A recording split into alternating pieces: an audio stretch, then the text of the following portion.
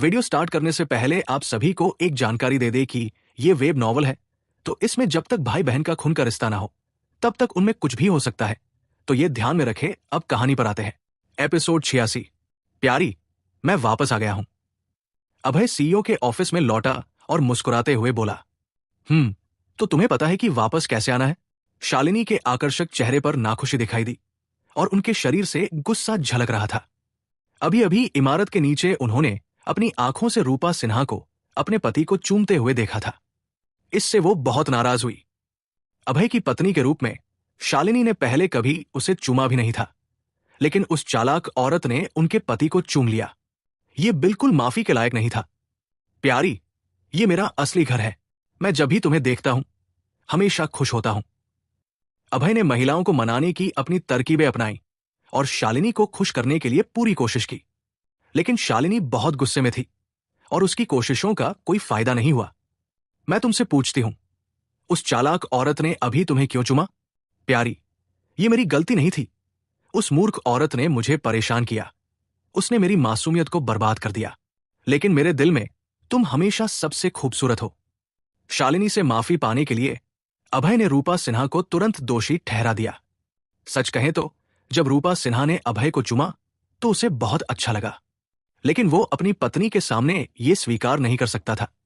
तो फिर मैं तुमसे पूछती हूं, तुमने उसे बहन क्यों कहा? तुम दोनों के बीच इतना करीबी रिश्ता कब बना? शालिनी ने ठंडी मुस्कान के साथ नाखुशी से कहा। हालांकि वो कंपनी की सीईओ थी और रोजाना हजारों मुद्दों को संभालती थी, फिर भी उन्हें सामाजिक रिश्तों की समझ थी। शालिनी ने सुना था कि बहुत से खास रिश्ते जैसे भाई बहन कभी कभी बहुत करीब हो जाते हैं। प्यारी, रूपा सिन्हा उस चालाक औरत ने कहा कि अगर मैं उसे अपनी बहन नहीं कहूंगा तो वो हमारी कंपनी से साझेदारी नहीं करेगी। मैंने कंपनी के लिए अपनी इज्जत और ईमानदारी का त्याग किया है। प्यारी, मैंने कंपनी के लिए इतना कुछ छोड़ा, फिर भी तुम मुझ पर कैसे शक कर सकती हो? अभय ने कुछ नकली आंसू बहाए और दयनीय ढंग से कहा, क्या तुमने जो कहा वो सब सच है? शालिनी ने अपनी भौहें उठाई। उनका चेहरा अभी भी संदेह से भरा था। प्यारी, मैं कसम खाता हूं, अगर मैंने झूठ बोला तो मुझ पर आसमान से बिजली गिरे। मैंने कंपनी के लिए अपनी मासूमियत खो दी। मैं पीड़ित हूं। अभय ने ऐसा दिखावा किया जैसे वो बहुत दुखी हो। वो दिखावा करने में इतना माहिर था कि जो कोई उसकी कहानी सुनता वो दुखी हो जाता और जो उसे देखता वो रो पड़ता। अपनी पत्नी से माफी पाने के लिए उसे सचमुच बहुत मेहनत करनी पड़ रही थी। चूंकि महिलाओं को मनाने का उसका तरीका काम नहीं कर रहा था, तो वो सिर्फ दया का कार्ड खेलने की कोशिश कर सकता था। ठीक है, इस बार मैं तुम पर यकीन करूंगी। अगली बार उस चालाक औरत के ज्यादा करीब मत जाना। शालिनी ने अपने लाल होंठ सिकोड़े और नाक सिकोड़ते हुए कहा, लेकिन उनकी आंखों में अभी भी गुस्सा था। समझ गया प्यारी, मैं अपनी मासूमियत तुम्हारे लिए बचा कर रखूंगा और उसे उस मूर्ख औरत को नहीं दूंगा। अभय ने अपनी छाती थपथपाई और ऊंची आवाज में वादा किया। उफ, तुम अपनी मासूमियत मेरे लिए क्यों बचा रहे हो? ये अजीब है। शालिनी बहुत साफ सुथरी थी। उनका दिल किसी की मासूमियत की बात करने में सहज नहीं था। कोई रास्ता नहीं था। साफ सफाई और ठंडे स्वभाव की वजह से वो पुरुषों से नफरत करती थी। प्यारी, क्या अब तुम मुझे माफ कर दोगी? अभय ने दयनीय ढंग से पूछा। नहीं, जाओ और बाजार से मेरे लिए एक वॉशबोर्ड खरीद लाओ। शालिनी ने अपनी भौहें उठाई। उनके लाल होंठ मुड़े और उन्होंने शानदार अंदाज में कहा।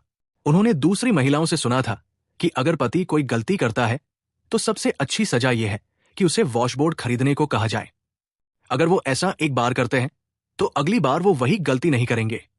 अपने पति को उस चालाक औरत के साथ करीबी रिश्ता रखने से रोकने के लिए उन्हें लगा कि चेतावनी के तौर पर अपने पति को सजा देना जरूरी है। प्यारी, चलो वो वॉशबोर्ड नहीं खरीदते। अभय उदास था और थोड़ा परेशान था। जिस चीज की उसे सबसे ज्यादा चिंता थी वो ये थी कि उसकी पत्नी चाहती थी कि वो एक वॉशबोर्ड खरीद ले।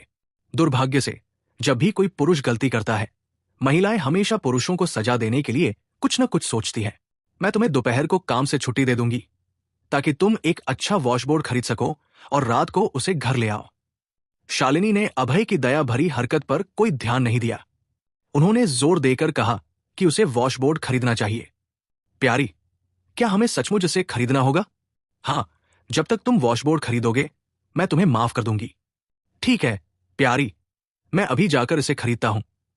अभय ने दया दिखाना बंद किया और वॉशबोर्ड खरीदने चला गया। उसकी पत्नी ने अभी कहा था कि अगर वो वॉशबोर्ड खरीद लेगा तो वो उसे माफ कर देंगी। भले ही उसे वॉशबोर्ड से नफरत थी, लेकिन अपनी पत्नी से माफी पाने के लिए वो सिर्फ एक वॉशबोर्ड ही खरीद सकता था। कौन उम्मीद करता कि शालिनी रूपा सिन्हा को उसे चूमते हुए देख लेंगी? अगर कोई पुरुष गलती करता है तो उसे इसके नतीजे भुगतने पड़ते हैं। दोपहर में काम न करना भी बहुत अच्छी बात थी। अभय ऑफिस से बाहर निकला और बैंक की ओर चला गया। उसे बैंक इसलिए जाना था क्योंकि उसे वॉशबोर्ड खरीदने के लिए पैसे निकालने थे। 10 मिनट बाद अभय एक बैंक में पहुंचा। बैंक में बहुत सारे लोग लाइन में लगे थे। उसने नंबर लिया और लाइन में खड़ा हो गया। अभय के सामने खड़ी लड़की एक सुंदर लड़की थी। पीछे से देखने पर वो लंबी थी और उसके कूल्हे उभरे हुए थे, पैर सीधे थे और उसकी कर्व्स आकर्षक थी। लेकिन क्योंकि लाइन में बहुत ज्यादा लोग थे, उसके पीछे के लोगों ने आगे बढ़कर अभय को उस सुंदर लड़की पर धक्का दे दिया। धम! अभय और उस लड़की का शरीर करीब आ गया। उसने अपने हाथ आगे बढ़ाए और उस लड़की के नितंब को छू लिया। ये नरम और चिकना था, बहुत अच्छा लग रहा था। चूंकि उसके नितंब को छुआ गया था, लड़की का चेहरा बदल गया और वो गुस्से से उस शख्स की ओर देखने लगी जिसने उसके नितंब को छुआ था। नीच, ये तुम हो? सुंदर लड़की ने पलटकर देखा कि जिसने उसके नितंब को छुआ था वो कोई ऐसा था जिसे वो जानती थी और जिससे वो नफरत करती थी। अचानक वो बहुत गुस्से में आ गई। अरे सुंदरी, हमारा रिश्ता किस्मत से जुड़ा है और हम फिर मिले हैं। अभय भी हैरान था। उसने नहीं सोचा था कि वो इस लड़की से यहां मिलेगा। वो लड़की कोई और नहीं बल्कि पुलिस वाली माया राठौर थी। वो मूल रूप से दुश्मन थे। नीच, तुमने मेरे नितंब क्यों छुए? माया राठौर का सुंदर चेहरा सचमुच गुस्से से लाल था। वो बहुत नाराज थी और उसकी नाक सिकुड़ गई थी। उसे लगा कि आज वो वाकई बदकिस्मत है। शायद वो घर से निकलने से पहले दिनचर्या देखना भूल गई थी। वो पहले बैंक से कुछ पैसे निकालना चाहती थी, लेकिन उसने नहीं सोचा था कि वो इस नीच अभय से मिल जाएगी। इस नीच के लिए माया राठौर उससे बहुत नफरत करती थी। जब भी वो उससे मिलती, उसे लगता कि ये एक दुर्भाग्यपूर्ण घटना थी। पिछली बार उसने अपना पहला चुंबन खोया था और इस बार उसके नितंब को छुआ गया था। शायद ये आदमी उसका जन्मजात दुश्मन बनने के लिए किस्मत में था। इस बात ने माया राठौर को गुस्से से भर दिया। माया, मैंने ऐसा जानबूझकर नहीं किया। मेरे पीछे के लोगों ने मुझे धक्का दिया था, इसलिए मैंने गलती से तुम्हारे नितंब को छू लिया। लेकिन सच कहूं तो तुम्हारे नितंब को छूना बहुत अच्छा लगा। अभय ने चिढ़ाते हुए मुस्कुराया और उस स्पर्श का मजा लेने के लिए उसके नितंबों पर नजर डाली। इस पुलिस वाली को उसके लिए परेशानी ढूंढना पसंद था। अभय जब भी उसे देखता तो उसे चिढ़ाता था। एपिसोड 87। नीच, मेरी वंशनाशक किक का स्वाद चखो। माया राठौर के सुंदर चेहरे पर गुस्से की लहर उभर आई। उसका दाहिना पैर अचानक तेज हवा की तरह अभय की जांघों की ओर बढ़ा। इस किक की रफ्तार बहुत तेज थी और यह खास तौर पर पुरुषों के संवेदनशील हिस्से पर वार करने के लिए थी। एक किक से परिवार की विरासत खत्म हो सकती थी।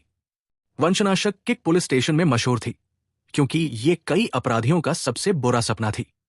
माया राठौर ने पहले ही 3 अपराधियों को इस किक से हराया था।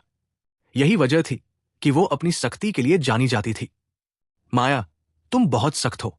अगर मेरे अंग टूट गए तो हम भविष्य में अपने छोटे बच्चे कैसे पैदा करेंगे? अभय ने चिढ़ाते हुए मुस्कुराया और अपने पैरों से उसकी किक को रोक लिया। चाहे उसने कितनी भी कोशिश की, वो अपना पैर उसके पैर से छुड़ा नहीं पाई। माया राठौर ने पहले मार्शल आर्ट्स सीखा था। हालांकि वो 3 से 5 गुंडों का आसानी से मुकाबला कर सकती थी, लेकिन जब वो अभय से मिली तो वो हार गई। इससे वो बहुत नाराज हो गई। नीच, मुझे छोड़ दो। माया राठौर का सुंदर चेहरा बदल गया और उसने गुस्से से कहा। नहीं। अभय हंसा और उसे छोड़ने का कोई इरादा नहीं था। ये लड़की उसके संवेदनशील हिस्से को नुकसान पहुंचाना चाहती थी। ये बहुत सख्त था। उसे सजा देनी चाहिए और बताना चाहिए कि गलती करने की कीमत क्या होती है। उसने अपनी हथेलियां बढ़ाकर माया राठौर की पिंडली पकड़ ली, जो चिकनी और मुलायम थी, जैसे रेशम को छू रहा हो। इस महिला पुलिस वाली की टांग पतली और लंबी थी। ये प्रिया शर्मा की टांगों के बराबर थी। दोनों सबसे बेहतरीन थी। तुम नीच, मेरा पैर छोड़ दो। ये देखकर कि उसका पैर इस नीच ने पकड़ लिया है, उसकी नाक सिकुड़ गई। वो बहुत गुस्से में थी। ये आदमी न सिर्फ एक नीच था, बल्कि एक गंदा इंसान भी था। वो दिन दहाड़े उसे इस तरह कैसे छेड़ सकता था? उनके आसपास के लोगों ने देखा कि इतनी सुंदर लड़की को अभय छेड़ रहा था। सब उस ओर देखने लगे। उनकी आंखों में जलन की चमक थी। इससे माया राठौर बहुत शर्मिंदा हुई। वो जमीन में कोई दरार ढूंढकर उसमें छिपना चाहती थी। अच्छी बात यह थी कि आज वो छुट्टी पर पैसे निकालने आई थी, इसलिए उसने पुलिस की वर्दी नहीं पहनी थी और सिर्फ आम कपड़े पहने थे। इस वजह से आसपास के लोग उसे पहचान नहीं पाए। धड़ाम, एक गोली की आवाज ने बैंक की शांति को भंग कर दिया और अभय व माया राठौर को भी डरा दिया। काले मास्क से सिर ढके 4 लोग, जिनकी सिर्फ आंखें दिख रही थी, बंदूकें लेकर बैंक में घुस आए। पैसा देश का है, लेकिन जान तुम्हारी है। हमें सिर्फ पैसा चाहिए, जान नहीं। जीना है तो नीचे बैठ जाओ। आगे चल रहे एक आंख वाले आदमी ने ऊंची आवाज में कहा। उसकी आवाज धमकियों से भरी थी। पैसे चाहिए शब्द सुनते ही बैंक में मौजूद सभी लोगों के चेहरे बदल गए। हर तरफ चीख पुकार मच गई। अरे, लुटेरे हैं, सब भागो। नीली पोशाक पहने एक महिला चिल्लाती हुई बाहर की ओर भागी। अरे, क्या तुम्हारी हिम्मत भागने की है? एक आंख वाले उस आदमी ने गुस्से में कहा और अचानक अपनी पिस्तौल से गोली चला दी। गोली नीली पोशाक वाली महिला के पैर में लगी, जिससे वो जमीन पर गिर पड़ी और अब उठ नहीं पा रही थी। नीली पोशाक वाली महिला चीख पड़ी क्योंकि उसके पैर से खून बह रहा था और जमीन का एक बड़ा हिस्सा लाल हो गया था। जमीन खून से सन गई थी और यह बहुत डरावना लग रहा था। चिल्लाते रहो, अगर चिल्लाए तो मैं तुम्हें गोली मार दूंगा। एक आंख वाले आदमी ने नीली पोशाक वाली महिला के सिर पर अपनी बंदूक तान दी। डर के मारे उसका चेहरा सफेद पड़ गया और अब वो कुछ भी कहने की हिम्मत नहीं कर पा रही थी। उसे डर था कि अगर उसने और कुछ कहा तो वो वहीं मर जाएगी। हालांकि उसके पैर में अभी भी दर्द था, लेकिन अपनी जान की तुलना में पैर का दर्द सहन करने लायक था। जो भी आगे भागेगा उसे मैं गोली मार दूंगा। एक आंख वाला आदमी खतरनाक मुद्रा में था और अपने आसपास के सभी लोगों को धमका रहा था। चारों लुटेरों के हाथों में हथियार और उनकी सख्ती देखकर सब डर से कांप उठे। किसी की हिम्मत नहीं हुई कि वो एक और शब्द बोले।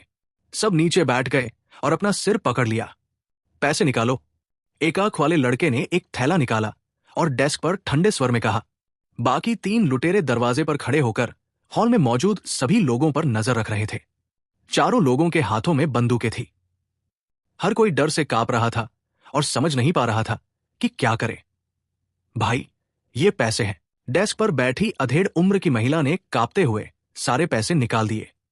बंदूक की धमकी की वजह से उसे पैसे निकालने पड़े। अगर वो ऐसा नहीं करती तो मर जाती। जीने का यही उसका एकमात्र रास्ता था। चारों लुटेरे पूरी तरह प्रशिक्षित थे। ये साफ था कि उन्होंने पहले से उस जगह की जांच कर ली थी। सबको काम बांटा गया था और वो बहुत तेज थे। कुछ ही देर में उनके पास पैसों से भरा एक बड़ा बैग था। ये कम से कम कई करोड़ रुपए का था। ये देखकर कि चारों लुटेरे पैसे लेकर भागने वाले हैं, माया राठौर का चेहरा बदल गया और वो खड़ी होने के लिए तैयार हो गई। लेकिन अगले ही पल उसे अभय ने पकड़ लिया। नीच, मुझे इन लुटेरों को पकड़ना है। तुम मुझे क्यों रोक रहे हो? अभय द्वारा नीचे खींचे जाने की वजह से माया राठौर के चेहरे पर गुस्सा साफ झलक रहा था। ये नीच इतना मूर्ख है, वो उसे लुटेरों को पकड़ने से कैसे रोक सकता है? मैं तुमसे पूछता हूं, उनके पास 4 लोग हैं और सबके पास बंदूकें हैं। क्या तुम सचमुच उन्हें अकेले हरा सकते हो? अभय ने ठंडी मुस्कान के साथ धीमी आवाज में कहा। उसे लगा कि ये महिला पुलिस कुछ ज्यादा ही साहसी है। उसने ताकत का अंतर नहीं देखा। ये चारों अनुभवी लुटेरे लग रहे थे। वो अच्छी तरह प्रशिक्षित थे। अगर वो पहले सैनिक नहीं थे तो किराए के गुंडे थे। ऐसे लोग हमेशा सख्त होते हैं। अगर माया राठौर उनकी ओर भागने की हिम्मत करती तो उसे देखते ही गोली मार दी जाती और वो मर जाती। नीच, मैं एक पुलिस वाली हूं। क्या मैं उन्हें भागते हुए देख सकती हूं? माया राठौर के सुंदर चेहरे पर गुस्सा था। उसकी आवाज में बहुत नाखुशी थी। वो एक पुलिस वाली थी और स्वाभाविक रूप से समझ सकती थी कि ये चारों लुटेरे आम लोग नहीं थे। उनके कुशल तरीकों को देखकर कोई भी समझ सकता था कि वो बार बार अपराध करने वाले थे। लेकिन माया राठौर एक ईमानदार पुलिस वाली थी। भले ही उसे पता था कि खतरा है, वो बस बैठकर नहीं देख सकती थी। ये उसका तरीका नहीं था। मूर्ख लड़की, क्या तुम सोचती हो कि उनके पास सिर्फ बंदूकें हैं? अभय ने धीमी आवाज में कहा। वो अपने लहजे में सावधान था। अगर चारों लुटेरों के पास सिर्फ बंदूकें होती तो अभय उन्हें बहुत पहले हरा देता। ऐसा न कर पाने का एकमात्र कारण यह था कि उसने देखा कि उनके पास विस्फोटक थे।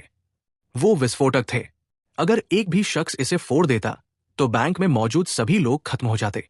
दीवू, दीवू, दीवू। अचानक सायरन की आवाज गूंजने लगी। किसी ने पुलिस को बुला लिया था और इलाके की सारी पुलिस गाड़ियां वहां आ गई। अंदर जो लुटेरे हैं, सुनो, तुम घिर गए हो, अपने हथियार नीचे रखो और आत्मसमर्पण करो। एक पुलिस अधिकारी ने मेगाफोन के जरिए बैंक के अंदर चिल्लाकर सूचना दी। बैंक के बाहर पुलिस के अलावा 1 दर्जन पुलिसकर्मी बंदूकें ताने खड़े थे। बाहर पुलिस की बात सुनकर माया राठौर का चेहरा खिल उठा। उसे पता था कि उसके साथी यहां हैं। चूंकि उसके साथी यहां थे, उसे इन लुटेरों से डरने की जरूरत नहीं थी। उसने सोचा कि बाहर खड़े दर्जन भर पुलिसकर्मियों के अलावा वो भी अंदर मौजूद 4 लुटेरों से निपटने के लिए काफी होगी। फटाक! माया राठौर अचानक एक शेरनी की तरह जमीन से उछली और अपने सबसे करीब खड़े लुटेरे की ओर कूद पड़ी। उस आदमी को इसकी उम्मीद नहीं थी, इसलिए उसने उसे जमीन पर पटक दिया। माया राठौर ने अपनी बंदूक निकाली और उस आदमी के सिर पर तान दी। उसने जोर से कहा, हिलना मत, वरना मैं गोली मार दूंगी। एपिसोड 88। तुम कौन हो? मेरे भाई को छोड़ दो। ये देखकर कि उसके साथी को माया राठौर ने पकड़ लिया और उसके सिर पर बंदूक तान दी, एक आंख वाले लुटेरे का चेहरा बदल गया और उसने ठंडी आवाज में कहा, मैं एक पुलिस वाली हूं। आप घिरे हुए हैं, अपने हथियार नीचे रख दो। आपके पास जीने का एक रास्ता है, अगर आप विरोध करेंगे तो मर जाएंगे। माया राठौर ने तंज कसा। उसकी आंखें भी ठंडी थी। अपराधियों से निपटने का उसका पहला तरीका उन्हें आत्मसमर्पण के लिए मनाना था। इससे आम लोगों की सुरक्षा सुनिश्चित होती और नुकसान कम होता। तुम एक मूर्ख लड़की हो। अभय जमीन पर बैठ गया और मन ही मन बड़बड़ाया। माया राठौर ने जो किया, उसे देखकर वो हैरान रह गया। ये लोग साफ तौर पर सख्त थे। उन सभी के पास विस्फोटक थे। उनके सामने उसकी बंदूक एक कमजोर हथियार की तरह थी। जैसा कि उम्मीद थी, एक आंख वाले लुटेरे ने टेढ़ी मुस्कान दी और अपनी शर्ट को ऊपर उठाकर अंदर रखे विस्फोटकों को निकाला। ठंडी आवाज में उसने कहा, मेरे भाई को छोड़ दो, वरना मैं इसे फोड़ दूंगा और हम सब मर जाएंगे। आपके पास वो है? माया राठौर का चेहरा बदल गया और उसकी आंखों में डर झलकने लगा। वो जानती थी कि अगर वो शख्स विस्फोटक फोड़ देगा तो पूरी लॉबी उड़ जाएगी। न सिर्फ वो मरेगी, बल्कि यहां मौजूद सैकड़ों लोग भी मर जाएंगे। जिस दिन माया राठौर पुलिस वाली बनी, वो लोगों के लिए अपनी जान देने को तैयार थी। अगर वो अकेली होती तो भी ठीक था, लेकिन यहां इतने लोग थे कि उसने बंदूक चलाने की हिम्मत नहीं की। धप! एक आंख वाले उस लुटेरे ने उसके दाहिने हाथ पर तब वार किया जब वो अभी भी सदमे में थी, जिससे उसकी बंदूक गिर गई। फिर उसने बंदूक उसके सिर पर तान दी और गोली चलाने के लिए तैयार हो गया। भाई, रुक जाओ। अचानक दरवाजे पर खड़े लुटेरे ने कहा, भाई, ये पुलिस वाली है, मैं पहले इसे मार दूंगा। तुम मुझे क्यों रोक रहे हो? एक आंख वाले लुटेरे ने दरवाजे पर खड़े लुटेरे को ठंडी नजर से देखा। वो नाखुश था। भाई, हम पहले से ही पुलिस से घिरे हुए हैं। अगर हम बाहर निकलना चाहते हैं तो हमें एक बंधक चाहिए, और ये पुलिस वाली सबसे अच्छा विकल्प है। ये लुटेरा साफ तौर पर रणनीति में माहिर था। उसने बंधक के जरिए भागने की सोची। नंबर 2, तुम हमारे रणनीति सलाहकार बनने के लायक हो। तुम्हारा दिमाग बहुत तेज है। ठीक है, हम इस पुलिस वाली को बंधक बनाएंगे। चलो बाहर निकलते हैं। एक आंख वाला लुटेरा दूसरे की तारीफ करने लगा। फिर उसने रस्सियां निकाली और माया राठौर को बांध दिया। उसने बंदूक उसके सिर पर तानी और बाहर की ओर चल पड़ा। तुम मूर्ख लड़की! अब कौन हंस रहा है? ये देखकर कि वो लोग माया राठौर को बाहर ले गए, अभय ने उसे बचाने के लिए अपना सिर थोड़ा उठाया। हालांकि वो और माया राठौर अक्सर लड़ते थे, वो जानता था कि ये लड़की एक नेक इंसान है। वो इस लड़की को मौत के मुंह में घसीटते हुए नहीं देखना चाहता था। ठीक उसी वक्त जब अभय उठने को तैयार था, वो फिर से बैठ गया, क्योंकि उसने देखा कि चारों लुटेरे पहले से ही दरवाजे के बाहर थे। अगर वो अब माया राठौर को बचाने जाता तो अपनी असली ताकत जाहिर कर देता, और एक मौका था कि वो विस्फोटकों को फोड़ दे। वो भेड़िया सरगना था। वो पुलिस के सामने अपनी ताकत नहीं दिखाना चाहता था, वरना भविष्य में मुश्किलें होंगी। जो भी हो, मैं माया राठौर को बचाने से पहले थोड़ा इंतजार करूंगा। अभय ने अपनी भौहें सिकोड़ ली। उसने फैसला किया कि वो लुटेरों के माया राठौर को ले जाने के बाद उसे बचाएगा। अरे अरे नहीं, हमारे कप्तान को लुटेरों ने पकड़ लिया। ये देखकर कि एक आंख वाला लुटेरा माया राठौर को बाहर ले गया, बाहर खड़े छोटे बालों वाले पुलिस वाले का चेहरा बदल गया। उसके चेहरे का रंग उड़ गया।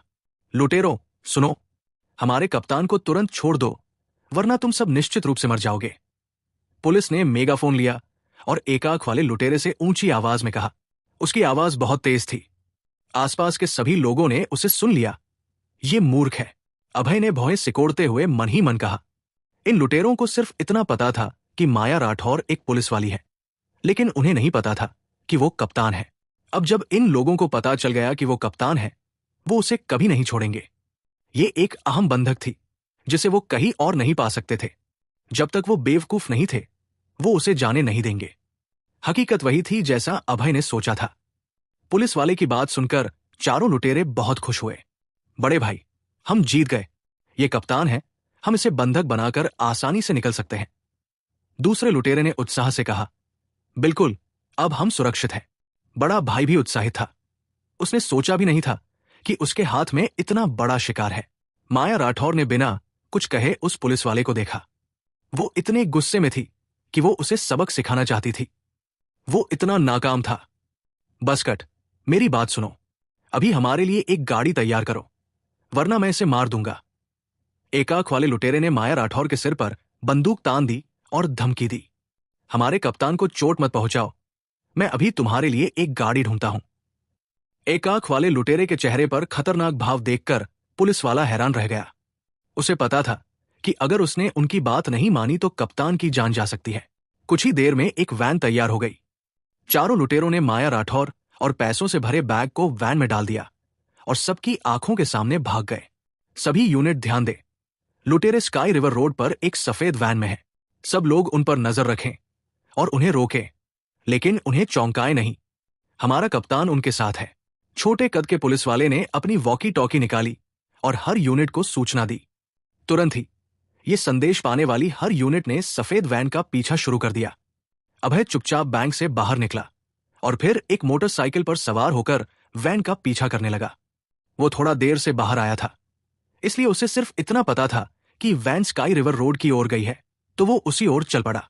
लेकिन जब वो स्काई रिवर रोड पर पहुंचा तो उसे एक खाली वैन मिली जिसे कई पुलिसकर्मियों ने घेर रखा था।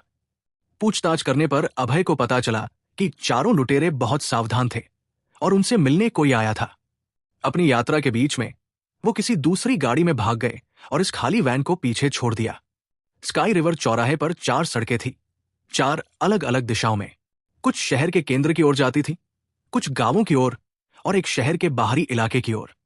पुलिस ने स्थिति का विश्लेषण करने के बाद सोचा कि चारों लुटेरे गांवों की ओर गए हैं, इसलिए वो सब गांवों की ओर चल पड़े और गांव की ओर जाने वाली सड़क पर टायरों के साफ निशान थे। ये साफ था कि वो किसी गाड़ी के निशान थे। नहीं, वो गांवों में नहीं गए, उन्हें शहर वापस जाना चाहिए था। अभय वैन के चारों ओर खड़ा था, हवा को सूंघ रहा था और खुद से कह रहा था। उसकी नाक बहुत संवेदनशील थी। जब माया राठौर को बंधक बनाया गया तो उसने उसके शरीर पर कुछ खास पाउडर छिड़क दिया था। उस खास पाउडर की गंध के जरिए अभय दिशाओं में अंतर कर सकता था और वो गंध शहर में वापस जाने वाली सड़क पर सबसे तेज थी। एक समझदार इंसान ने एक बार कहा था, सबसे खतरनाक जगह कभी कभी सबसे सुरक्षित जगह होती है। ये लुटेरे न सिर्फ सख्त थे बल्कि चालाक भी थे। ये खाली वैन और गांव की ओर जाने वाले गाड़ी के निशान सब छलावा थे। ये सब नकली था। अभय हल्के से मुस्कुराया और शहर में वापस जाने के लिए मुड़ गया। एपिसोड 89। इस समय एक नदी के किनारे एक सुनसान इमारत में माया राठौर का शरीर बंधा हुआ जमीन पर पड़ा था। उसका सुंदर चेहरा पीला पड़ गया था। क्या तुम जानते हो मैं कौन हूं? मुझे जल्दी छोड़ दो। माया राठौर की खूबसूरत आंखें झपक उठीं। उसने अपने दिल में डर को दबाते हुए ऊंची आवाज में कहा, उस पुलिस वाले ने अभी अभी तुम्हें अपना कप्तान बताया है। पूरे पूर्वांचल शहर में सिर्फ एक महिला कप्तान है, तो तुम सख्त पुलिस वाली माया राठौर हो। एक आंख वाला बड़ा लुटेरा हंसा। उस मुस्कान से उसकी आंखें और भी क्रूर लग रही थी। वो एक अपराधी था जिसने पूर्वांचल शहर में कई बार कानून तोड़ा था और शहर की पुलिस फोर्स को अच्छी तरह जानता था। मुझे याद आया, तुम एक आंख वाला ड्रैगन हो, पूर्वांचल शहर का सबसे वांछित अपराधी। माया राठौर को अचानक याद आया कि पिछले एक महीने में पूर्वांचल शहर में एक अपराधी था जो सोने की दुकानों, मॉल और बैंकों की डकैती में माहिर था। ये एक आंख वाला लुटेरा सख्त था और उसके निशाने साफ थे। हर बार जब वो डकैती खत्म करता कोई न कोई उससे मिलने आता और वो सफलतापूर्वक भाग निकलता।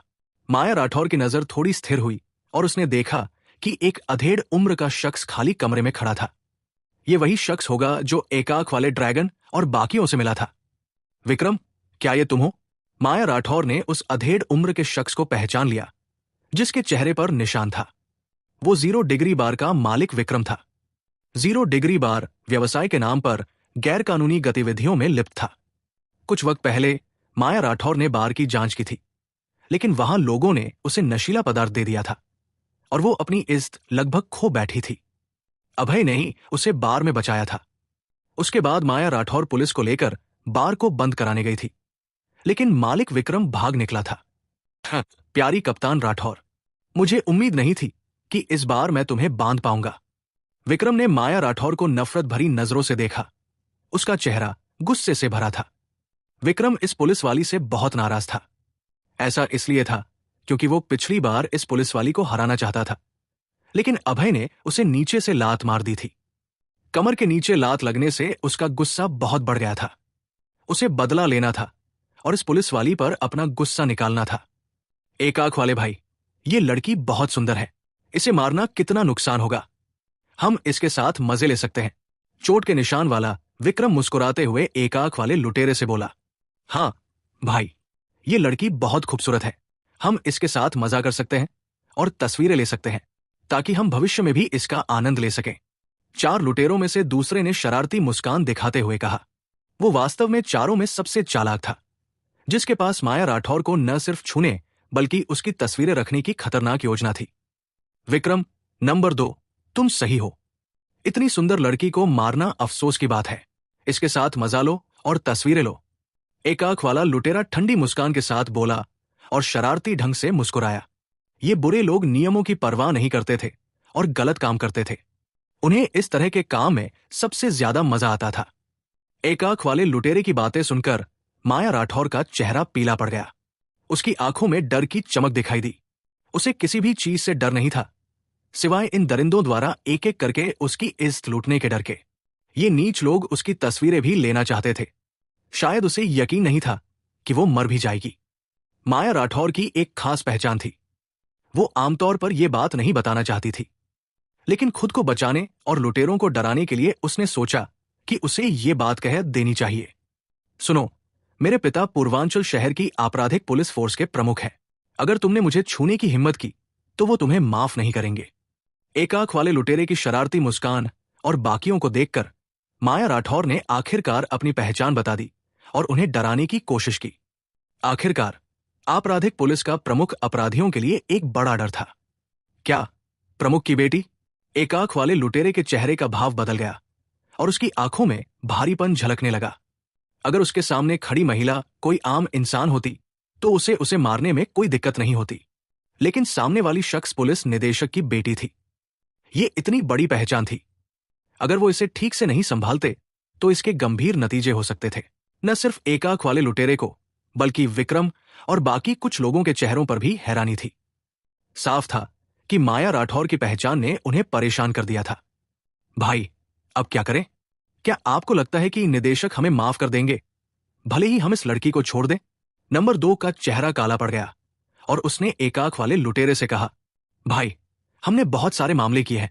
अगर हम एक और कर ले तो कोई बात नहीं। एक बार जब हम इसे खत्म कर लेंगे तो हम पूर्वांचल शहर छोड़ देंगे। कोई हमें पकड़ नहीं सकता। विक्रम ने हल्के से मुस्कुराते हुए एक आंख वाले लुटेरे से कहा। विक्रम माया राठौर से बहुत नफरत करता था और उसे जान से मारना चाहता था। इस औरत ने उसकी जिंदगी बर्बाद कर दी थी, उसका बार बंद करवा दिया था। वो खुद पुलिस से वांछित था और कुत्ते की तरह जी रहा था। वो बदला लेना चाहता था। ठीक है, मैं तुम्हारी बात सुनता हूं। एक आंख वाला लुटेरा ठंडे स्वर में मुस्कुराया और नंबर 2 व विक्रम के सुझाव को मानने लगा। वो एक अपराधी था जिसने अनगिनत गलत काम किए थे। एक दिन में कुछ भी गलत न करने पर उसे बेचैनी होती थी। हाँ, पुलिस निदेशक की बेटी, मैंने पहले कभी इसके साथ मजा नहीं लिया। मुझे आज ये कोशिश करनी है। नंबर 2, कैमरा लाओ, मैं इसकी तस्वीरें ले रहा हूं। एक आंख वाला लुटेरा शरारती मुस्कान के साथ बोला और माया राठौर की ओर बढ़ा। अरे रुको, मेरे पिता निदेशक तन्मय राठौर हैं। माया राठौर का चेहरा पीला पड़ गया था। उसकी आंखें डर से भरी थी। वो भागना चाहती थी, लेकिन उसका शरीर बंधा हुआ था और वो बिल्कुल हिल नहीं सकती थी। निश्चित रूप से तन्मय राठौर पूर्वांचल शहर में पुलिस फोर्स के निदेशक थे और उनके पास बहुत ताकत व रुतबा था। उन्होंने अनगिनत अपराधियों को पकड़ा था और उन्हें अपराधियों के लिए एक डर के रूप में जाना जाता था। ये नीच लोग तन्मय राठौर का नाम सुनकर थोड़ा डरते और झुकते थे। माया राठौर इन लुटेरों को अपने बड़े नाम से डराना चाहती थी, लेकिन उसे नहीं पता था कि इन लुटेरों को तन्मय राठौर की बिल्कुल परवाह नहीं थी। ये लुटेरे कोई आम गुंडे नहीं थे। ये सख्त अपराधी थे जिन्हें सिर्फ पैसे और औरतों से मतलब था। माया राठौर, भले ही तुम्हारे पिता बहुत ताकतवर हों, लेकिन जब हमारा काम पूरा हो जाएगा तो हम चले जाएंगे। दुनिया बहुत बड़ी है, वो हमें पकड़ नहीं पाएंगे। एक आंख वाला लुटेरा ठंडी मुस्कान के साथ बोला। उसका चेहरा क्रूर था। फिर एक आंख वाले लुटेरे ने अपने कपड़े उतारना शुरू कर दिए। वो नेता था तो स्वाभाविक रूप से वो पहले माया राठौर को छूना चाहता था। विक्रम ने कैमरा लिया और तस्वीरें खींचने के लिए तैयार हो गया। उसकी मर्दानगी खराब हो चुकी थी और वो कुछ नहीं कर सकता था, लेकिन वो तस्वीरें लेना चाहता था और इस औरत से बदला लेना चाहता था। वो उसकी इज्जत को बर्बाद करना चाहता था। मास्क पहने बाकी 3 लुटेरे शरारती ढंग से मुस्कुराए और कपड़े उतारकर माया राठौर की ओर बढ़ने लगे। कोई मेरी मदद कर सकता है? माया राठौर का खूबसूरत चेहरा पीला पड़ गया था और उसकी आंखें निराशा से भरी थी। ऐसा लग रहा था जैसे उसने अपनी बुरी किस्मत देख ली हो। वो नाखुश थी, गुस्से में थी, लेकिन मजबूर थी। इस खतरनाक पल में किसी तरह माया राठौर के दिमाग में एक शख्स का ख्याल आया और वो कोई और नहीं बल्कि अभय था। उसे उम्मीद थी कि अभय आएगा और उसे बचा लेगा, लेकिन उसे लगा कि ये असंभव है, क्योंकि ये लुटेरे रास्ते में ही गाड़ी बदल लेते हैं और उनके साथ मिलने वाले लोग भी होते हैं। आम लोगों को इसका पता लगाना मुश्किल था। उसे अचानक थोड़ा अफसोस हुआ कि वो अभी भी कुंवारी है। अगर उसे पहले पता होता तो वो किसी दोस्त को ढूंढकर अपनी मर्जी से आगे बढ़ती, लेकिन अब ये इन नीच लोगों द्वारा बर्बाद हो जाएगा। वो बहुत निराश थी। तुम नीच हो, इतनी सुंदर लड़की की इज्जत लूटने की तुम्हारी हिम्मत कैसे हुई? अचानक खिड़की के बाहर से एक धीमी आवाज आई। कौन कौन है वहां? एक आंख वाले लुटेरे के चेहरे का भाव बदल गया और वो ऊंची आवाज में बोला। कोई उसकी पीठ के पीछे आया, लेकिन उसे इसका एहसास नहीं हुआ, जिससे वो हैरान रह गया। हाँ, देखो, तुम बदसूरत हो और तुम्हारी सिर्फ एक आंख है। लोगों को मत डराओ। क्या तुम्हारी मां ने तुम्हें नहीं बताया कि ऐसे लोगों को इधर उधर नहीं घूमना चाहिए? अभय का शरीर हिला और वो खिड़की से अंदर कूद गया, एक आंख वाले लुटेरे की आलोचना करते हुए। एपिसोड 90। क्या बकवास है? तुम कौन हो? तुमने मेरा अपमान करने की हिम्मत की? क्या तुम मरना चाहते हो? अभय से अपनी शक्ल का अपमान सुनने के बाद एक आंख वाले लुटेरे ने ठंडी प्रतिक्रिया दी। जैसा कि कहावत है, मारो लेकिन चेहरे पर नहीं, मजाक बनाओ लेकिन कमजोरी पर नहीं। अपनी एक आंख की वजह से मजाक का पात्र बनना उस लुटेरे के लिए सबसे बड़ी कमजोरी थी। अभय ने उसे सबके सामने इस तरह बेइज्जत किया। उसकी एक आंख की वजह से उसे बदसूरत कहा, जिससे वो बहुत गुस्से में आ गया। मुझे अपना परिचय देने दो। मैं अभय सिंह हूं, माया राठौर का दोस्त। मैं आज उसे बचाने के लिए यहां हूं। मैं तुम लोगों को एक मौका दूंगा। उसे अभी छोड़ दो, अपने हाथ तोड़ दो और मैं तुम्हें जिंदा छोड़ दूंगा। अपने हाथ पीठ के पीछे रखकर अभय ने आत्मविश्वास से कहा। यह सुनकर कि अभय माया राठौर को बचाना चाहता था और वो ये भी चाहता था कि वो लुटेरे अपने हाथ तोड़ दें, एक आंख वाला लुटेरा मजाकिया अंदाज में हंस पड़ा। उस लुटेरे को लगा कि आज उसका दिन खराब है, क्योंकि उसे ऐसे दिखावटी आदमी से मिलना पड़ा। वो खुद को क्या समझ रहा था? कोई सुपर हीरो?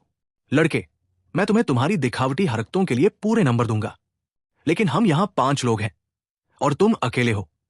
क्या तुम सचमुच सोचते हो कि तुम उसे बचा सकते हो? एक आंख वाला लुटेरा ठाके लगाते हुए जोर से हंसा। उसने सोचा कि अभय को अपनी ताकत का सही अंदाजा नहीं है। हर जगह मूर्ख लोग हैं, खास तौर पर इस साल। उस लुटेरे ने इस नीच को कड़ा सबक सिखाने का फैसला किया। अभय, अभी चले जाओ। मुझे बचाने की कोशिश मत करो, पहले खुद को बचाओ। इनके पास बंदूकें हैं, तुम इनका मुकाबला नहीं कर सकते। माया राठौर के खूबसूरत चेहरे पर घबराहट थी जब वो अभय पर चिल्लाई। जब अभय यहां नहीं था, वो चाहती थी कि अभय आए, लेकिन जब वो आ गया तो वो बस यही चाहती थी कि वो चला जाए। वो साफ तौर पर जानती थी कि इन अपहरणकर्ताओं के पास न सिर्फ बंदूकें थी, बल्कि विस्फोटक भी थे। अभय निश्चित रूप से इन सख्त बदमाशों का मुकाबला नहीं कर सकता था। अभय, तुम बहुत मूर्ख हो। तुम्हें मुझे बचाने के लिए किसी को ढूंढना चाहिए था, न कि यूं ही लापरवाही से यहां आना चाहिए था। उसके खूबसूरत चेहरे पर निराशा थी। उसे पता था कि वो और अभय दोनों मरने वाले हैं। ये गुंडे किसी भी हाल में उन्हें जिंदा नहीं छोड़ेंगे।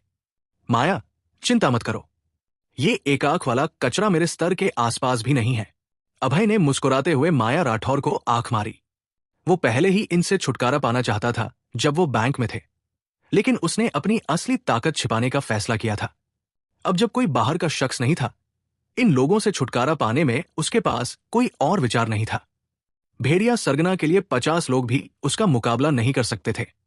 तुमने मुझे एक आंख वाला कचरा कहने की हिम्मत की? तुम मरना चाहते हो। लुटेरा गुस्से में आ गया।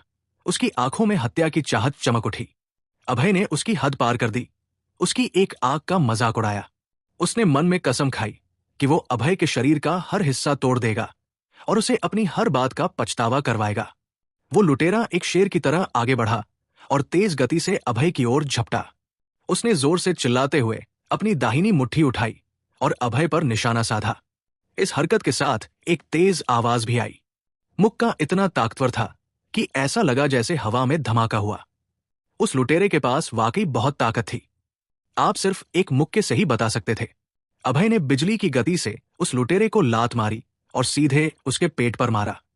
उसकी रफ्तार एक आंख वाले लुटेरे से भी ज्यादा थी। धड़ाम!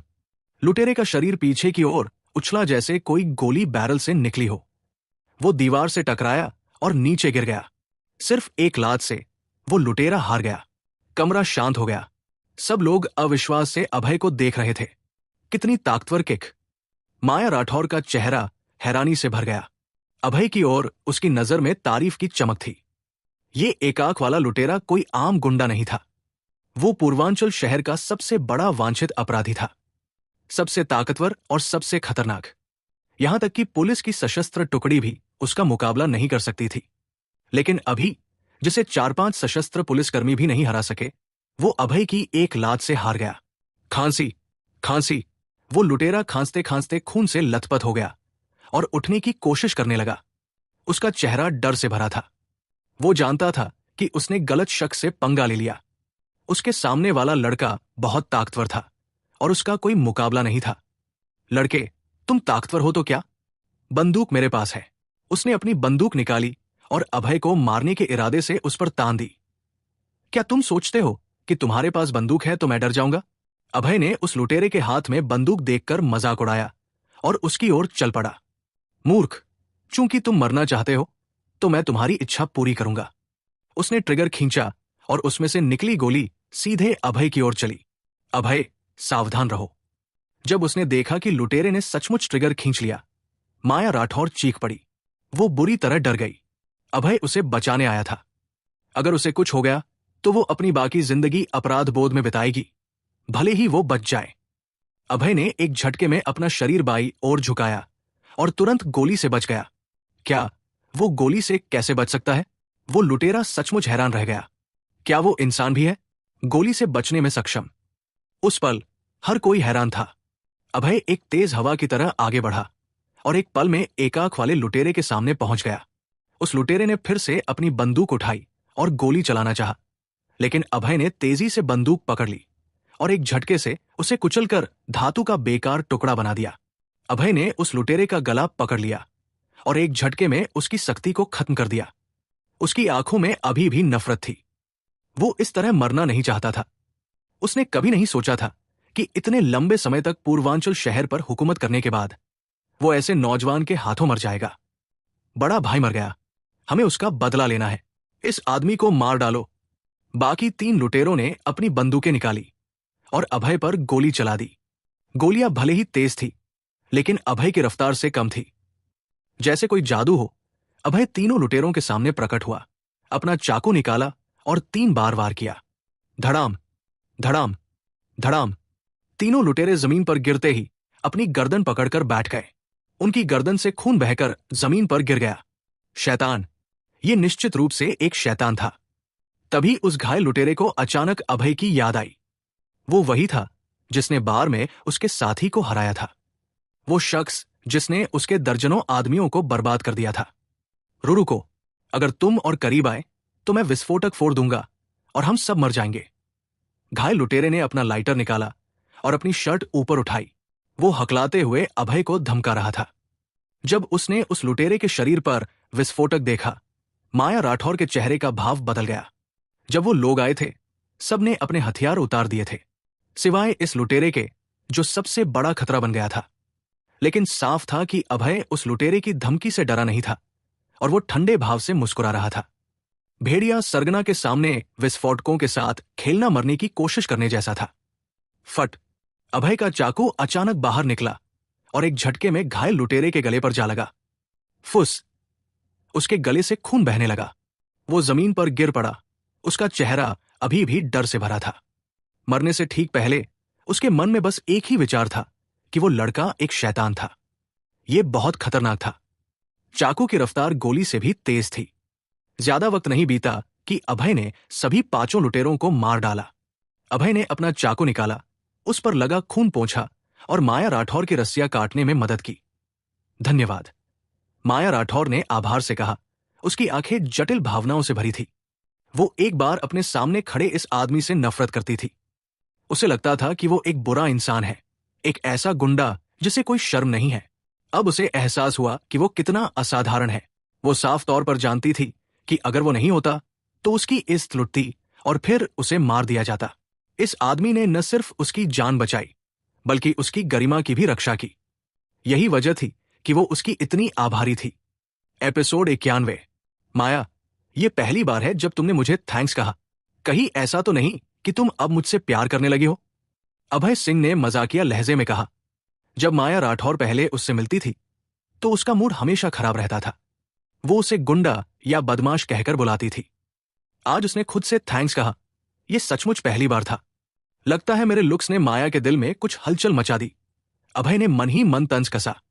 बदमाश, प्यार करने की बात तो तुम्हारे दिमाग में चल रही है। माया को अभी अभी अभय के लिए थोड़ा अच्छा लगना शुरू हुआ था और उसने एक झटके में सब खराब कर दिया। उसने अच्छे से थैंक्स कहा था, लेकिन इसने कह दिया कि वो उस पर फिदा हो गई है। क्या घटिया इंसान है। माया, लड़ाई भी एक तरह का प्यार है। ताने मारना भी मोहब्बत की निशानी है। जितना तुम मुझे गाली दोगी, उतना ही तुम्हारा प्यार गहरा होगा। अभय ने हल्की सी स्माइल दी और इस सख्त पुलिस वाली के साथ फ्लर्ट करना जारी रखा। उसे पता था कि जब माया को बंधक बनाया गया था तो वो बहुत डर गई थी। वो उसका ध्यान भटकाने के लिए फ्लर्ट कर रहा था। वो नहीं चाहता था कि माया डरी रहे। ये सेहत के लिए ठीक नहीं था। बदमाश, अगर तुमने मेरे साथ और बदतमीजी की तो मैं तुम्हें पीट दूंगी। माया राठौर ने अपनी छोटी छोटी मुक्कियां हवा में लहराई और धमकी दी। अब उसे समझ आ गया था कि ये लड़का बस उसे गुस्सा दिलाने के लिए यहां था। उसे पता था कि माया को उससे थोड़ा लगाव हो गया है, फिर भी वो उसके साथ खिलवाड़ कर रहा था। उसने अपने चारों तरफ बंधी रस्सियों को फेंक दिया, लेकिन जैसे ही वो उठने की कोशिश करने लगी, वो लड़खड़ा गई और जमीन पर गिर पड़ी। आउच! उसकी भौहें सिकुड़ गई और चेहरा पीला पड़ गया। उसने अपने पैर को हाथों से पकड़ लिया, दर्द को कम करने की कोशिश करने लगी। उसका शरीर इतनी देर तक बंधा रहा था कि खून का दौरा ठीक से नहीं हो पा रहा था। अचानक उठने की वजह से उसके टखने में चोट लग गई। माया, मैं तुम्हारे पैर को मल दूं? अभय ने नरम स्माइल के साथ कहा। उसने माया के टखने की चोट देखी थी। चोट ज्यादा गहरी नहीं थी। नहीं, मैं खुद मलूंगी। माया ने सिर हिलाया और फट से मना कर दिया। उसे पता था कि अभय के इरादे शुद्ध नहीं हैं। वो बस उसके खूबसूरत पैरों को छूना चाहता है। उसने धीरे से अपने पैर को दबाया। उसके पैर छोटे और सुंदर थे, एक हल्की चमक के साथ। कोई भी पैरों का शौकीन इन पैरों को देखकर पागल हो सकता था, लेकिन इस वक्त उन खूबसूरत पैरों पर एक नीला निशान पड़ गया था। दर्द बहुत था। उसने अपने पैर को और मला तो उसकी भौहें और सिकुड़ गई। उसने कभी मेडिसिन नहीं पढ़ी थी और उसे यह भी नहीं पता था कि चोट कहाँ लगी है। माया, तुम्हारी हड्डी थोड़ी खिसक गई है, मुझे मलने दो। अभय ने फिर से स्माइल दी और दोबारा मदद की पेशकश की। तुम्हें कैसे पता कि हड्डी खिसक गई है? क्योंकि मैं वर्ल्ड क्लास डॉक्टर हूं। बकवास। सारे वर्ल्ड क्लास डॉक्टर 50 से 60 साल के होते हैं। तुम इतने जवान हो, कैसे वर्ल्ड क्लास डॉक्टर बन सकते हो? माया ने अपना खूबसूरत सिर हिलाया। उसकी आंखों में यकीन नहीं था। उसके हिसाब से वर्ल्ड क्लास डॉक्टर वो होते हैं जो उम्रदराज हो, जिन्होंने ढेर सारे मरीज देखे हों और सालों का तजुर्बा लिया हो। लेकिन अभय ज्यादा से ज्यादा 25 साल का था। ऐसा शख्स वर्ल्ड क्लास कैसे हो सकता है? कोई भी इस झूठ पर यकीन नहीं करेगा। माया, बस 2 मिनट मुझे मलने दो। अगर ठीक नहीं हुआ तो मैं रुक जाऊंगा। अभय ने आत्मविश्वास के साथ स्माइल करते हुए कहा। उसे अपनी स्किल्स पर पूरा भरोसा था। ठीक है, इस बार तुम पर भरोसा करती हूं। उसके कॉन्फिडेंट चेहरे को देखकर माया ने अपनी भौहें उठाई और एक बार भरोसा करने का फैसला किया। जितना वो अपने टखने को मल रही थी, दर्द उतना ही बढ़ रहा था।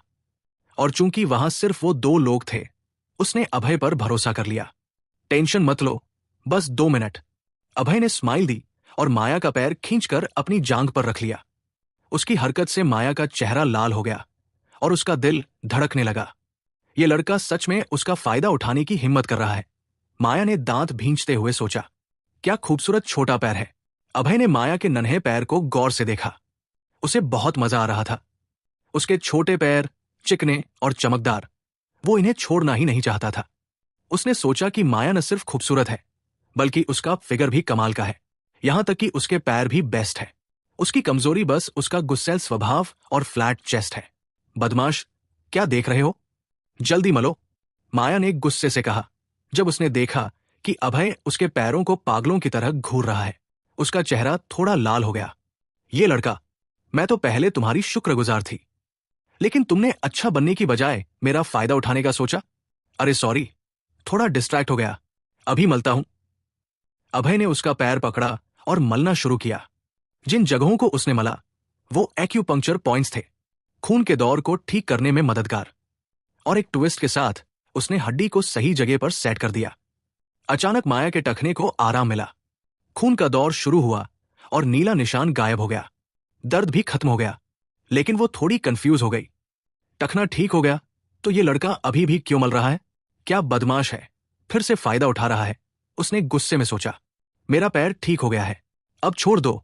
उसकी पलकें झपकी और उसने गुस्से से अभय को घूरते हुए जोर से कहा, माया, भले ही दर्द चला गया हो, थोड़ा और मलना चाहिए, हीलिंग प्रोसेस के लिए अच्छा है। अभय ने बड़े ढंग से कहा। उसके हाथ अभी भी पैर को मल रहे थे। सच तो यह था कि माया का पैर ठीक हो चुका था। वो बस छोड़ना नहीं चाहता था। ऐसे खूबसूरत पैर मौका कैसे छोड़ दे? बदमाश, माया ने गुस्से से बड़बड़ाया और अपना दाया पैर छुड़ा लिया। चूंकि टखना ठीक हो गया था, वो नहीं चाहती थी कि अभय उसका फायदा उठाए। भले ही पैर को अच्छा लग रहा था, लेकिन दिल को नहीं। वो उठी, थोड़ा इधर उधर चली और उसे एहसास हुआ कि उसका टखना पूरी तरह ठीक हो गया है। सच में अभय की स्किल्स कमाल की थी। माया राठौर एक पुलिस वाली थी, तो उसे अक्सर चोट लगती थी। उसे पता था कि ऐसी चोटें हॉस्पिटल में ठीक होने में दिन लगते हैं, लेकिन अभय के हाथों में बस कुछ मिनट लगे। लगता है वो वर्ल्ड क्लास डॉक्टर होने का दावा करके झूठ नहीं बोल रहा था। Ring ring ring. माया ने अपना फोन निकाला और पुलिस डिपार्टमेंट को डायल किया। मैं कप्तान माया राठौर हूं। यहां खाली बिल्डिंग में क्रिमिनल्स हैं, फटाफट टीम भेजो। माया, तुमने पुलिस बुला ली? हां, यहां लाखों रुपए पड़े हैं, इन्हें बैंक में वापस करना है। भले ही क्रिमिनल्स मर गए हों, लेकिन उनकी पहचान चेक करनी होगी। ओह, तो पुलिस आ रही है, मैं निकलता हूं। अभय ने हाथ हिलाया और जाने की तैयारी की। वो अपनी पहचान नहीं खोलना चाहता था। एपिसोड 92। रुक जाओ, तुमने इन बैंक लुटेरों को मारा और बहुत बड़ा काम किया। पुलिस तुम्हें इनाम देगी। अकेले एक आंख वाले ड्रैगन का इनाम 50,000 रुपए है। माया राठौर का चेहरा बदल गया जब उसने अभय को जाते हुए देखा। अभय ने आज उसकी बहुत मदद की थी। उसने न सिर्फ उसकी जान बचाई, बल्कि 5 गुंडों को भी मार डाला। ये सारा क्रेडिट अभय का था। माया, मैंने तुम्हारी जान बचाई, बदले में एक फेवर कर दो। अभय ने हल्की स्माइल दी और कहा, क्या फेवर? बता दो, अगर मेरे बस में हुआ तो कर दूंगी। बहुत सिंपल है, पुलिस को बोल दो कि इन गुंडों को तुमने मारा। मेरा नाम मत आने देना। लेकिन क्यों? तुम्हें इनाम और सम्मान मिलेगा। मुझे इनाम में कोई इंटरेस्ट नहीं। अपनी पहचान नहीं खोलना चाहता, अभय ने शांत लहजे में कहा। उसके पास 1 करोड़ रुपए थे, तो 50,000 की उसे परवाह नहीं थी। ठीक है, मैं तुम्हारा सीक्रेट रखूंगी। माया राठौर ने सिर हिलाया और अभय से वादा किया। हालांकि उसे समझ नहीं आया कि अभय इनाम क्यों नहीं लेना चाहता, लेकिन जब उसने कह दिया तो उसे मानना पड़ा। फिर भी क्रेडिट तो अभय का था। उसे ये शोहरत लेने में थोड़ा अजीब लग रहा था। गुंडों को मारना और बैंक का चुराया पैसा वापस करना बड़ा काम था। ऊपर वाले इसकी खूब तारीफ करेंगे। माया, मैं निकलता हूं। कुछ हो तो मुझे कांटेक्ट करना मत भूलना। अभय ने हल्की स्माइल दी और चल पड़ा। वो बिना किसी बंधन के आजाद स्टाइल में चला गया। थैंक्स। माया ने दिल में अभय को थैंक्स कहा, उसे जाते हुए देखते हुए। भले ही वो उसे बदमाश कहती थी, लेकिन दिल से उसकी बहुत इज्जत करती थी। अगर ये लड़का ना होता तो वो मर चुकी होती। वो अभय के लिए अपनी कृतज्ञता दिल में रख सकती थी और मौका मिलने पर उसे चुकता कर सकती थी। अरे नहीं, मैं तो बीवी का बताया वॉशिंग बोर्ड खरीदना भूल गया। अभय सड़क पर चलते हुए अचानक अपने माथे पर हाथ मारा। उसका चेहरा निराशा से भर गया। आज दोपहर को शालिनी गुप्ता ने उसे छुट्टी दी थी कि वॉशिंग बोर्ड खरीद लाए, लेकिन वो बैंक से कैश लेने गया और माया राठौर व लुटेरों से भिड़ गया। वॉशिंग बोर्ड की बात दिमाग से निकल ही गई। उसने फोन देखा तो रात के 7 बज चुके थे। हिम शिखर कॉरपोरेशन के लोग छुट्टी कर चुके थे और बैंक भी बंद हो गया था। अभय ने कड़वी स्माइल दी और बैंक के बाहर एटीएम की तरफ बढ़ा। उसने 1000 रुपए निकाले और मॉल की ओर चल पड़ा। भैया अभय, आप यहां शॉपिंग करने आए हैं? अभय जैसे ही कारफोर मॉल में घुसा, पीछे से एक हैरान आवाज आई। वो मुड़ा तो देखा एक मोटा लड़का उसे सरप्राइज में देख रहा था। ये मोटा और कोई नहीं, सिक्योरिटी डिपार्टमेंट का हाउ लुओ था, जो अभय का छोटा भाई भी था। हाउ, तुम भी यहां कुछ लेने आए हो? अभय ने स्माइल के साथ पूछा और हाउ के कंधे पर थपकी दी। नहीं भैया, मेरा यहां कुछ काम था। आप इन दिनों क्या कर रहे हैं? कंपनी में दिखते ही नहीं। हाउ लुओ ने अपना सिर खुजाया और स्माइल के साथ पूछा। इन दिनों थोड़ा बिजी हूं। क्यों, कंपनी में कोई मेरे बारे में उल्टा सीधा बोल रहा है? भैया, कंपनी में आपके बारे में खूब गॉसिप होती है, खासकर सिक्योरिटी डिपार्टमेंट में। हाउ, तुम सिक्योरिटी हेड किरण की बात कर रहे हो ना? हाँ भैया, वो सिक्योरिटी हेड आपके बारे में बहुत बकवास करता है। बड़ा गंदा आदमी है।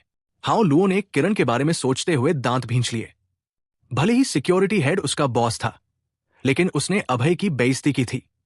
हाउ को वो बिल्कुल पसंद नहीं था, लेकिन हाउ सिक्योरिटी डिपार्टमेंट में बस एक छोटा गार्ड था। किरण से गुस्सा तो था, पर कर कुछ नहीं सकता था सिवाय मन में गाली देने के। हाउ, टेंशन मत लो, वो बस एक जोकर है, उसकी परवाह मत करो। अभय ने हल्की स्माइल दी और शांत लहजे में कहा। अभय को किरण और उसके बाप से सख्त नफरत थी, लेकिन वो कंपनी के बड़े लोग थे। उन्हें बस मारपीट से नहीं हरा सकता था, सबूत चाहिए थे।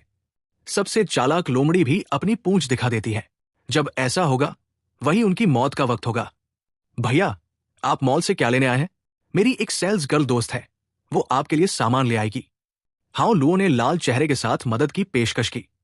वाह हाउ, तुम तो पहले से ही किसी हसीना से मिलिए, मुझे उससे मिलवाओ। अभय ने हंसते हुए मजाक किया। मॉल में सारी सेल्स पर्सन लड़कियां होती है, जाहिर है हाउ की दोस्त भी लड़की होगी। शायद वो उसे पटाने की कोशिश कर रहा है। पिछली बार ब्रेकअप के बाद से हाउ उदास था। अभय खुश था कि उसने नई शुरुआत की है। उसे अपने इस छोटे भाई की बहुत फिक्र थी। भैया, मैं आपको अभी ले चलता हूं। हाउ लुओ अभय को होम सेक्शन में ले गया। वहां एक 20 से 25 साल की लड़की खड़ी थी। लड़की सुंदर थी, चेहरे पर हल्की झाइयां थी। उसका चेहरा गोल था और फिगर औसत। हाउ के साथ वो ठीक ठाक जोड़ी लग रही थी। रानी, ये अभय सिंह है, इन्हें भैया अभय कहना। हाउ लुओ ने उस सुंदर लड़की का हाथ पकड़ा और अभय से मिलवाया। अभय का नाम सुनते ही लड़की की आंखों में कृतज्ञता और घबराहट का मिक्स दिखा। ये लड़की मुझे जानती है। अभय उस लड़की के घबराए और शुक्रगुजार चेहरे को देखकर हैरान रह गया। उसे यकीन था कि उसने इस लड़की को पहले कभी नहीं देखा। फिर ये घबराहट क्यों? रुकिए, हाउ ने इसे रानी कहा। अभय को अचानक याद आया कि उसने कुछ वक्त पहले रॉयल फुट स्पा से एक लड़की को बचाया था, जिसका नाम रानी कुमारी था। अभय को बाद में पुलिस ने पकड़ लिया था और वो उस रानी से नहीं मिल पाया था। लेकिन पुलिस की गाड़ी में चढ़ते वक्त उसने एक लड़की की झलक देखी थी, जो इस लड़की से मिलती जुलती थी। हाउ, मुझे आइसक्रीम खानी है, जाओ एक ले आओ। अभय ने हल्की स्माइल दी और हाउ से आइसक्रीम लाने को कहा। वो इस लड़की से अकेले में बात करना चाहता था। ठीक है भैया, मैं अभी लाता हूं। हाउ लुओ अभय की हर बात मानता था। भैया को आइसक्रीम चाहिए थी, तो वो फटाफट लेने चला गया। तुम मुझे जानती हो? हाउ के जाने के बाद अभय ने हल्की स्माइल के साथ लड़की से पूछा। हाँ, मैंने आपको पुलिस स्टेशन पर देखा था और आपका नाम सुना था। पिछले बार रॉयल फुट स्पा में आपने मुझे बचाया था। थैंक्स। लड़की कृतज्ञ लग रही थी, लेकिन घबराई और डरी हुई भी थी। तुम मुझसे डर रही हो? अभय की भौहें सिकुड़ गई। उसे समझ नहीं आया कि ये लड़की उससे क्यों डर रही है। हाँ, मुझे डर है कि अगर आपने हाउ को मेरी असली पहचान बता दी तो वो मुझे छोड़ देगा। मेरे मम्मी पापा नहीं हैं। मुझे पूर्वांचल शहर में ट्रैफिक कर लाया गया था। हाउ ने मुझे तब बचाया जब मैं मरने वाली थी। मैं उसकी गर्लफ्रेंड हूं। मैं नहीं चाहती कि उसे मेरा पास्ट पता चले। लड़की घबराई हुई थी और डरते हुए बोली। एपिसोड 93। रानी, मैं तुमसे पूछना चाहता हूं, क्या तुम सच में हाउ लुओ को पसंद करती हो? अभय सिंह ने अपनी भौहें सिकोड़ते हुए पूछा। उसे पता था कि हाउ का ब्रेकअप होने के बाद से वो इमोशनली कमजोर हो गया था। अब जब उसे कोई मिला है तो अभय नहीं चाहता था कि हाउ फिर से धोखा खाए। मर्दों के लिए औरतों से एक बार धोखा खाना ठीक है, लेकिन दूसरी बार नहीं। एक बार गलती से गिरना लापरवाही है, लेकिन 2 बार गिरना बेवकूफी। मैं सच में हाउ को पसंद करती हूं। जब मुझे स्पा में ट्रैफिक किया गया था, मैं वर्जिन थी। फिर आपने मुझे बचाया। अच्छा हुआ। मेरा कुछ नहीं बिगड़ा। प्लीज, मेरे पास्ट के बारे में किसी को मत बताना। रानी की झाइयां उसके डरे हुए चेहरे के साथ हिल रही थी जब वो बोल रही थी। वो सच में हाउ को चाहती थी। जब से उसे पूर्वांचल शहर में ट्रैफिक किया गया, उसे मार खानी पड़ी, गालियां सुननी पड़ी और भूखा रहना पड़ा। हाउ ने उसे उस सब से बचाया था। मॉल में उसकी सेल्स पर्सन की नौकरी भी हाउ की मदद से ही मिली थी। वो उसके लिए सिर्फ शुक्रगुजार नहीं थी, बल्कि उस पर भरोसा और प्यार भी करती थी। वो सच में डरी हुई थी।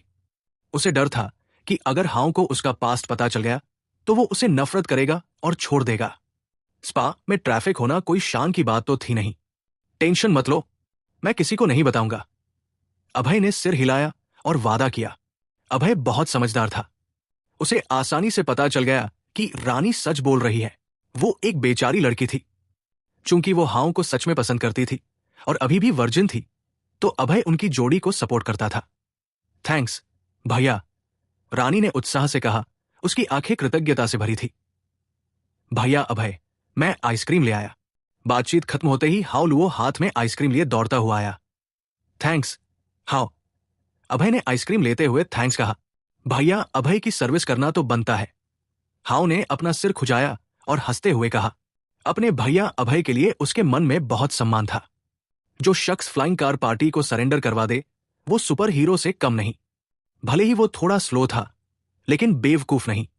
उसे पता था कि अभय का छोटा भाई बनकर वो चैन से रह सकता है। भैया अभय, आपको और क्या चाहिए? मैं लेने में मदद कर दूं। मुझे यहां की एसेटेन अच्छे से पता है। रानी कुमारी ने उत्साह से पेशकश की। उसने देखा कि हाउ अभय को भैया अभय कह रहा है तो उनका रिश्ता अच्छा होगा, और हाउ की गर्लफ्रेंड होने के नाते उसे भी भैया अभय कहना चाहिए। भैया ने उसकी बहुत मदद की थी, तो उसे भी उनकी मदद करनी चाहिए। मुझे एक वॉशिंग बोर्ड चाहिए। तुम्हें पता है कौन सा ब्रांड अच्छा है? अभय ने रानी को स्माइल दी और पूछा। क्या वॉशिंग बोर्ड? रानी और हाउ दोनों हैरान हो गए। उनकी आंखें अजीब तरह से अभय को घूरने लगी। वॉशिंग बोर्ड, ये शब्द सुनकर कई ख्याल आते हैं। ज्यादातर औरतें इसे खरीदती हैं।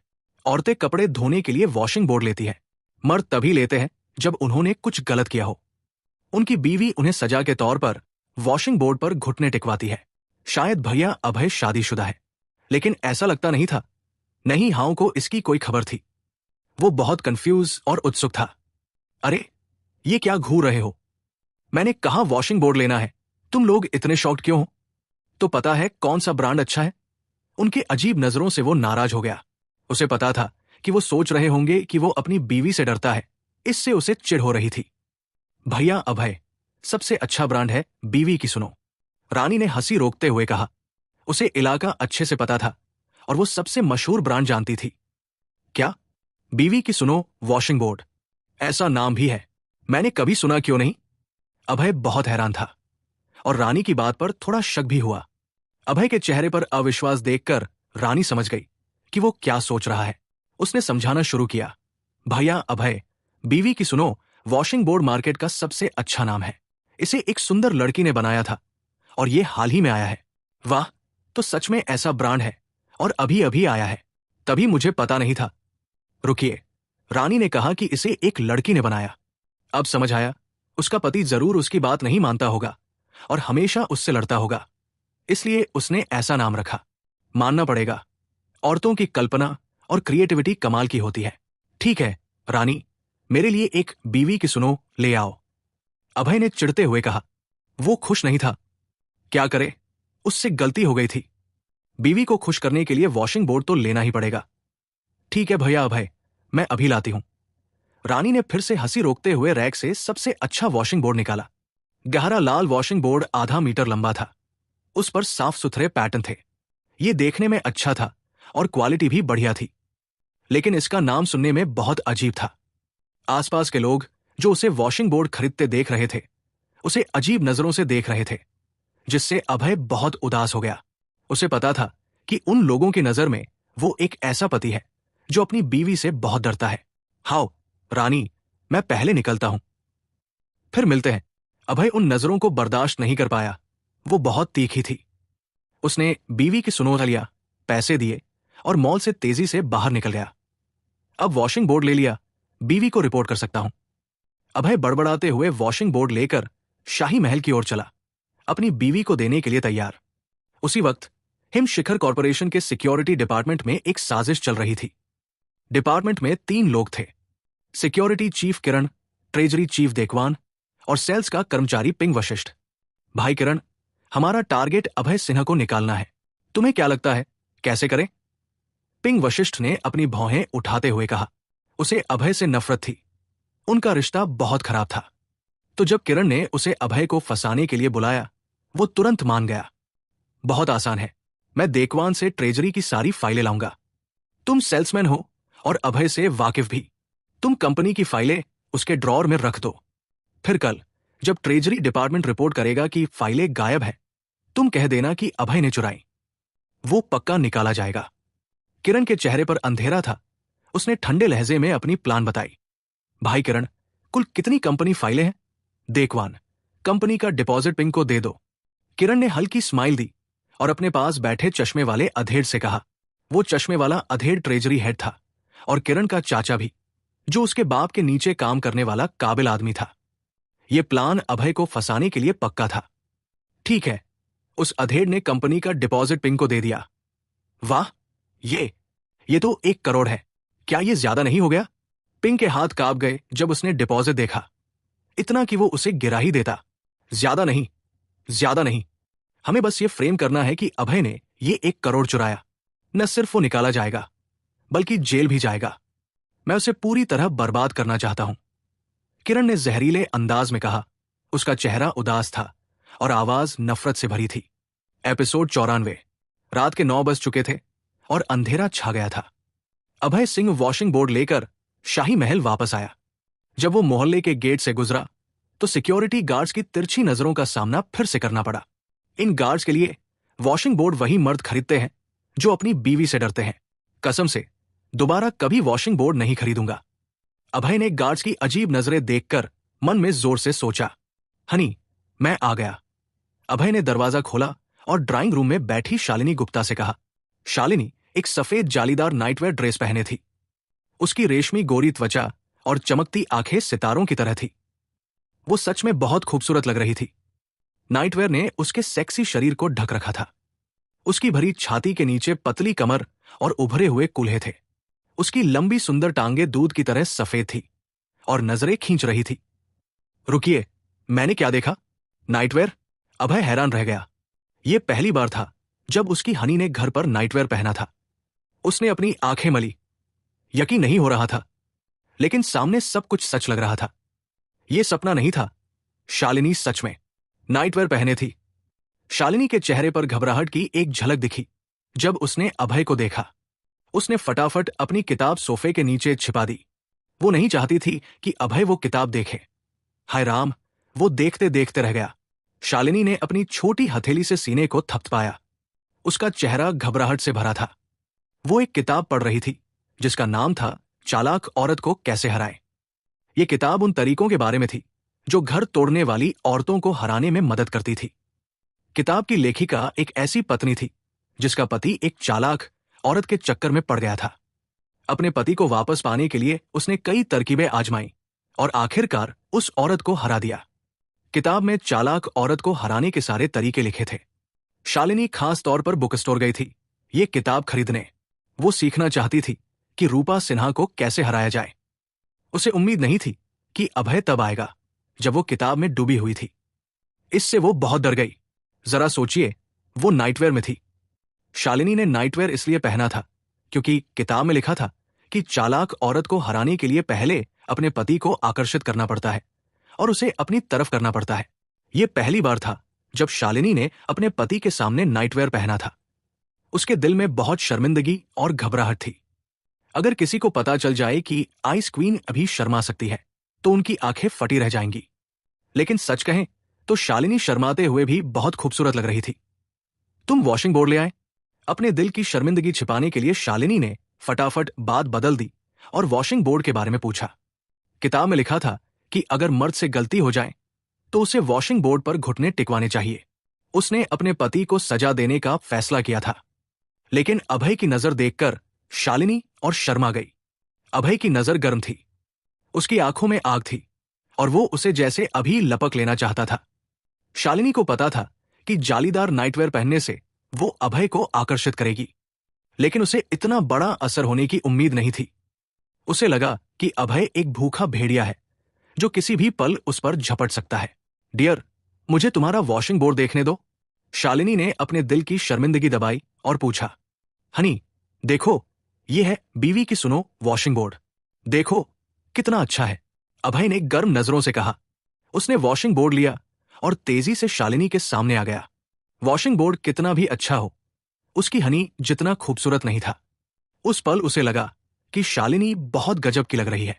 उसके चेरी जैसे होंठ, प्यारी नाक, आकर्षक नजरें, सेक्सी फिगर और भरी छाती ने उसके खून में उबाल ला दिया। अभय ने अपनी नजरें टिकाई और शालिनी की लेसी ब्रा देखी। वो कम से कम 36 डी की थी। काश वो इसे छू पाता, कितना अच्छा होता। डियर, तुम क्या देख रहे हो? शालिनी ने साफ देख लिया कि अभय की नजर कहाँ है। उसका खूबसूरत चेहरा घबरा गया। अभय की नजर थोड़ी डरावनी थी। उसे लगा जैसे उसकी छाती उसकी आंखों से मसली जा रही हो। हनी, मुझे नहीं पता था कि तुम्हें ब्लैक लेस पसंद है, अभय ने गर्मजोशी से कहा। उसकी आंखों में स्माइल थी। सफेद रंग पवित्रता दिखाता है, पिंक क्यूटनेस और ब्लैक आकर्षण। उसे उम्मीद नहीं थी कि शालिनी के ठंडे बाहरी रूप के नीचे इतना गर्म दिल है। क्या करूं, क्या करूं? अभय ने मेरी लेसी ब्रा देख ली, कितना शर्मनाक है। शालिनी का चेहरा घबराहट और शर्मिंदगी से भर गया। अरे डियर, मैं थक गई हूं, सोने जा रही हूं। शालिनी अभय की नजर बर्दाश्त नहीं कर पाई और दूसरी मंजिल पर अपने बेडरूम की ओर भाग गई। धड़ाम, शालिनी ने दरवाजा बंद कर दिया। उसका चेहरा लाल और घबराया हुआ था, जैसे उसने रेड वाइन पी ली हो। छोटी शालिनी, कितना शर्मनाक है। उस लड़के ने तुम्हारी ब्लैक लेस देख ली। शालिनी ने शर्मिंदगी में अपना सिर कंबल में छिपा लिया। वो तो अभय को सजा देना चाहती थी और उसे वॉशिंग बोर्ड पर घुटने टिकवाना चाहती थी। लेकिन इस मुलाकात के बाद वो अपने प्लान पूरी तरह भूल गई। इस बार तेज भाग गई। अभय ने शालिनी को जल्दी भागते हुए देखकर बड़बड़ाया। उसने सोफे का कुशन उठाया और नीचे एक किताब मिली। ये वही किताब थी जो शालिनी पढ़ रही थी। इसका टाइटल था चालाक औरत को कैसे हराएं। अभय ने किताब खोली और उसे देखा। उसे आखिरकार समझ आया कि शालिनी ने आज नाइटवेयर क्यों पहना था। किताब में लिखा था कि औरत को अपने पति को आकर्षित करने के लिए नाइटवेयर पहनना चाहिए। मुझे ये किताब पसंद है। अभय को किताब का कंटेंट अच्छा लगा।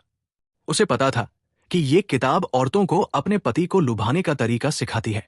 अभय को पता था कि शालिनी शर्मीली है, तो वो दूसरी मंजिल पर उसे ढूंढने नहीं गया। इसके बजाय वो पहली मंजिल पर अपने बेडरूम में सोने चला गया। अगले दिन सूरज चमक रहा था। एक और अच्छा दिन था। अभय उठा और नहा धोकर तैयार हुआ तो उसे पता चला कि शालिनी काम पर चली गई थी। शालिनी कल से अभी भी शर्मिंदा थी और अपने पति से मिलने से डर रही थी, तो वो छिप गई। काम पर जाने का टाइम हो गया। अभय ने 2 मिनी पकौड़े खाए और 1 कप दूध पिया। फिर वो हिम शिखर कॉर्पोरेशन की ओर चल पड़ा। आधे घंटे बाद वो हिम शिखर कॉर्पोरेशन पहुंचा।